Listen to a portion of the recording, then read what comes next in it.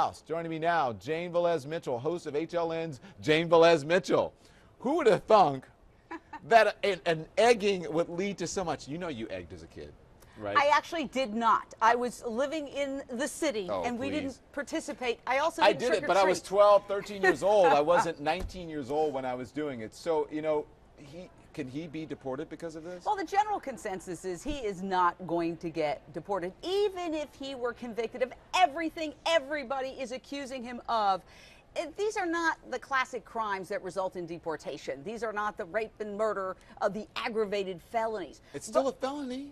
Yes, if he were convicted of a felony. But I will say this, the American Civil Liberties Union has been posting some interesting twists on this, suggesting on their website that if he were a poor immigrant, he might be in a holding cell somewhere right now and facing possible deportation. And they say essentially the laws can be twisted, that this idea of an aggravated felony has become very flexible in its definition, and that it is sometimes twisted to deport people for far lesser crimes, which to me says that, yes, there is a two-tiered system of justice in this country. One for Justin Bieber and the other for everybody else. Justin Bieber better hope that, you know, law enforcement officials aren't listening to Twitter, because hashtag deport Bieber trended on Twitter just last week.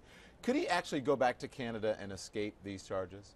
Well, you know, he's in Panama, supposedly, frolicking on the beach with the girl that was supposedly riding shotgun with him when he was drag racing in his yellow Lamborghini. Allegedly. Of course, he says he wasn't drag racing, that he was, you know. So I don't think he's going to go into retreat anytime soon. But I think this is a wonderful opportunity to look at our highly dysfunctional criminal justice system. I mean, this guy can't really get in trouble, right?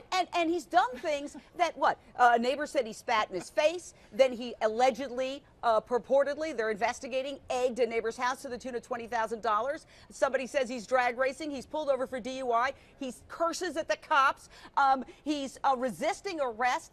And yet, what happens? No, police raid his house, right? They find what they believe are drugs. Who gets arrested? A young African-American man who happens to be staying at his house. Yeah, even though it's Bieber's house. Exactly. So why is it so Jane and I are on CNN together, and we also do the Wendy Williams show together. Every time I'm on with you, I want to talk like this, and I start I'll give you a lesson. It's so much energy.